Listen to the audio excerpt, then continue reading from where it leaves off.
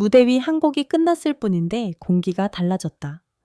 조명이 서서히 사그라들고 박수는 분명히 울렸지만 심사석의 표정은 엇갈렸다.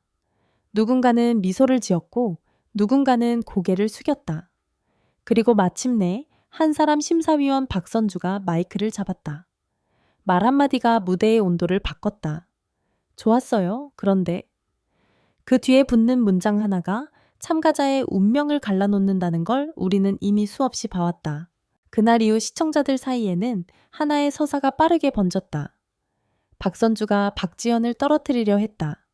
둘 사이에 갈등이 있다. 과거에 무슨 일이 있었다. 소문은 늘 그럴듯한 빈칸을 찾는다. 카메라가 담지 못한 표정 편집이 잘라낸 정적 자막이 강조한 단어. 그 빈칸의 사람들은 가장 자극적인 이유를 끼워 넣는다. 마치 진실이 그곳에 숨어 있는 것처럼. 하지만 오디션 프로그램의 진실은 대부분 한 가지 얼굴이 아니다. 심사는 심사고 방송은 방송이다. 무대는 무대고 이야기 서사는 이야기다. 그리고 그 네 개가 겹치는 지점에서 갈등은 늘 만들어진다. 때로는 의도치 않게, 때로는 지나치게 정교하게. 그렇다면 질문을 바꿔야 한다. 정말로 탈락시키려 했다는 말이 사실일까? 혹은 그렇게 보이게 만든 장치가 있었던 걸까? 그리고 더 중요한 질문, 사람들이 그 서사를 믿고 싶어 하는 이유는 무엇일까? 오디션 심사에서 가장 논란이 되는 장면은 대개 비슷한 패턴을 가진다. 다른 심사위원들은 대체로 호평한다. 한 명이 유독 날카로운 코멘트를 남긴다. 그 코멘트가 자막으로 크게 뜬다. 카메라는 참가자의 굳어지는 표정을 잡는다. BGM은 긴장감을 높인다. 온라인에서는 찍혔다라는 말이 돌기 시작한다. 문제는 여기서다. 날카로운 코멘트는 곧잘 악의로 해석된다. 하지만 심사위원의 역할은 원래 좋은 말만 하는 사람이 아니다. 특히 음악 보컬 프로덕션 경험이 깊은 심사위원일수록 기술적 디테일과 시장성, 대중성까지 함께 본다. 감동했어요. 만으로 점수를 주는 순간 심사는 심사가 아니라 팬미팅이 된다. 그렇다면 박선주 같은 심사위원의 코멘트가 유독 거칠게 들리는 이유는 무엇일까? 첫째 전문가의 언어는 감정의 언어보다 차갑게 들리기 때문이다. 둘째 방송은 차가움을 드라마로 포장하는데 능숙하기 때문이다. 셋째 시청자는 종종 한 참가자에게 감정적으로 투자하고 그 순간부터 심사는 공정성이 아니라 내 편, 내 편의 게임이 되기도 한다. 즉, 탈락시키려 했다는 말은 실제 의도보다 장면의 구성 방식과 시청자의 심리에서 탄생할 때가 많다. 가상의 상황을 하나 그려보자. 박지연이 선곡한 곡은 감정선이 진하게 흐르는 트롯 발라드다. 호흡을 길게 끌고 비브라토를 풍성하게 넣어 한 해의 정서를 최대치로 끌어올리는 스타일. 관객은 울컥한다. 어떤 심사위원은 오늘의 무대였다고 말한다. 그런데 박선주는 이렇게 말한다. 감정은 충분히 전달됐어요. 하지만 이 절에서 리듬이 뒤로 밀리고 고음에서 소리가 잠깐 얇아졌어요. 그리고 이 편곡에서 그 표현을 계속 반복하면 다음 라운드에서 무기가 되기 어렵습니다. 이 말은 공격일까 조언일까 듣는 사람에 따라 달라진다. 팬에게는 왜 잘한 걸 트집 잡지가 되고 업계 사람에게는 저 포인트가 아쉬웠지가 된다. 여기서 갈등설이 생긴다. 누군가의 전문적 지적이 누군가에게는 감정적 배신처럼 느껴지는 순간이다. 특히 오디션 프로그램에서 심사는 단순히 현재 무대의 완성도만이 아니라 다음 단계에서 통할까라는 질문과 맞닿아 있다.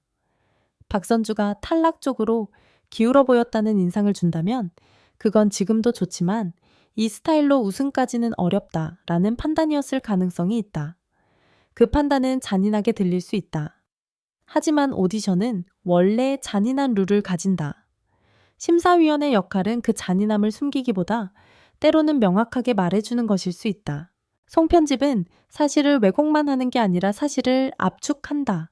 압축은 종종 의미를 바꾼다. 심사위원이 2분 동안 말한 코멘트에서 15초만 남으면 남은 15초는 전혀 다른 사람처럼 들릴 수도 있다. 예를 들어 이런 구성이다. 장점이 많아요. 오늘 감정선 정말 좋았고요. 편집으로 삭제. 다만 이 부분이 계속 반복되면 다음에 위험합니다. 자막 다음엔 위험. 참가자의 떨리는 손 클로즈업. 다른 심사위원의 굳은 표정 컷. 시청자는 그 15초를 보고 왜 저렇게 못되게 말하지? 라고 생각한다. 하지만 실제 현장에서는 첫 문장과 두 번째 문장 사이에 칭찬 10개가 있었을지도 모른다. 이때 갈등설은 단숨에 서사가 된다. 심사위원은 악역이 되고 참가자는 피해자가 되고 시청자는 진실을 찾는 탐정이 된다. 그런데 역설적이게도 이 구조는 시청률에 유리하다. 논란은 곧 관심이고 관심은 곧 화제다. 많은 오디션 프로그램이 실력만큼이나 이야기로 소비되는 이유다. 갈등설이 자라나는 가장 좋은 토양은 정보의 부재다. 시청자는 두 사람의 관계를 잘 모른다. 모르면 상상한다.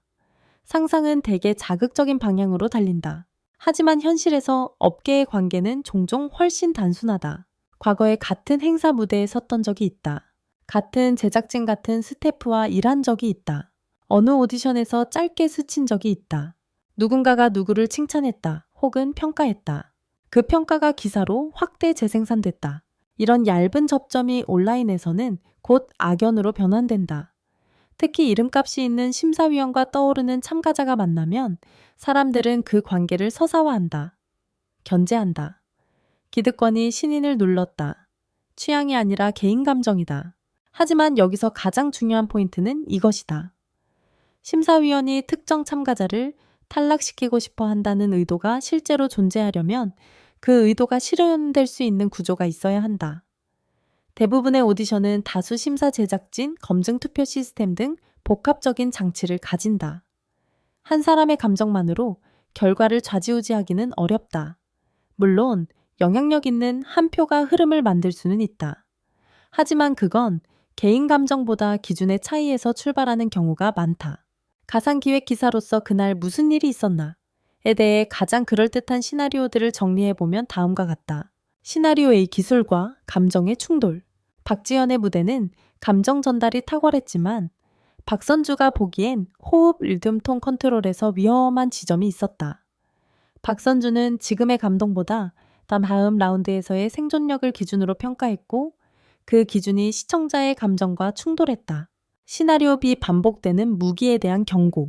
박지연이 강점으로 삼는 표현 방식, 특정 비브라토, 울림 호소력, 이 같은 패턴으로 반복되면서 박선주는 이제는 새로운 무기가 필요하다고 판단했다. 그 경고가 방송에서는 혹평으로 보였다. 시나리오 C 선곡이 갈랐다. 가창 자체보다 선곡의 전략이 문제였을 수 있다.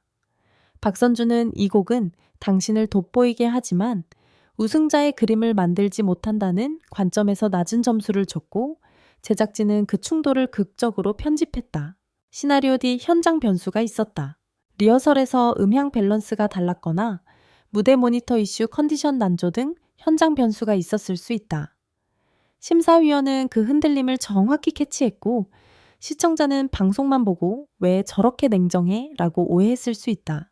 어떤 시나리오가 맞든 공통점은 하나다. 의도 감정보다 기준평가과 장치 편집과 갈등을 증폭시켰다는 점이다. 심사위원은 단지 개인이 아니다. 방송에서 심사위원은 역할을 부여받는다. 따뜻한 멘토, 냉철한 전문가, 예능감 있는 리액터, 날카로운 기준의 수문장. 프로그램은 이 캐릭터를 균형 있게 배치해 서사를 만든다. 박선주가 수문장의 역할을 맡았다면 그는 누구든 인기 참가자든 무대 장인이든 기준에 맞지 않으면 멈춰 세우는 말을 해야 한다. 그때 시청자는 종종 그 역할을 성격으로 착각한다. 원래 저런 사람이라고. 하지만 방송에서 가장 자주 일어나는 오해가 바로 이것이다. 역할과 인격의 혼동. 결국 질문은 다시 돌아온다. 박선주는 왜 박지연을 탈락시키려 했을까? 가상의 기획적 답은 이렇다. 탈락시키려 했다. 기보다 탈락할 수밖에 없는 지점을 먼저 봤다. 혹은 우승의 기준으로 봤을 때 더 냉정한 잣대를 적용했다.